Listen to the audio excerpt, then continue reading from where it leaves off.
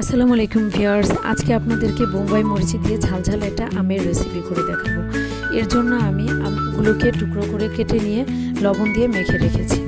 এরপর নিয়ে নিলাম কিছু পরিমাণ বোম্বাই মরিচ। যারা বোম্বাই ঝাল পছন্দ করেন তারা অবশ্যই এটা ট্রাই করে দেখবেন, খুব ভালো লাগবে।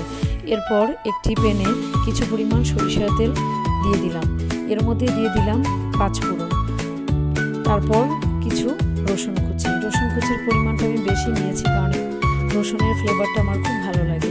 দিয়ে দিব কিছু শুকনো মরিচ। এরপর লবণে মাখানো আমগুলো দিয়ে দিব, দিয়ে এগুলোকে নেড়ে চেড়ে এর মধ্যে যাবতীয় মশলাগুলো অ্যাড করে দিব। এরপর হলুদের গুঁড়া, মরিচের গুঁড়া দিয়ে দিব, ধনিয়ার গুঁড়া, জিরার গুঁড়া, আর দিব পরিমাণ মতো রসুনের পেস্ট এবং আদার পেস্ট। এগুলো দিয়ে আর দিব কিছু পরিমাণ লবণ। এগুলো দিয়ে ভালোভাবে নেড়ে ছেড়ে নিব।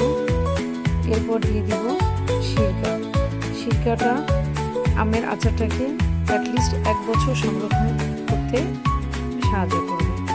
এরপর আবার নেড়ে ছেড়ে এর মধ্যে দিয়ে দিব বোম্বাই মরিচের গোটাগুলোকে আমি ফেলে নিই, কারণ তাহলে ঝালের পরিমাণটা বেশি ছড়িয়ে যাবে।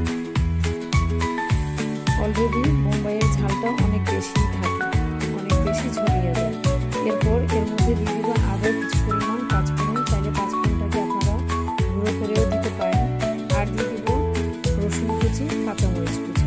এরপর ভালো করে নেড়ে চেড়ে সামান্য পরিমাণ চিনি দিব, জাস্ট মশলার ব্যালেন্সটা ঠিক রাখার জন্য।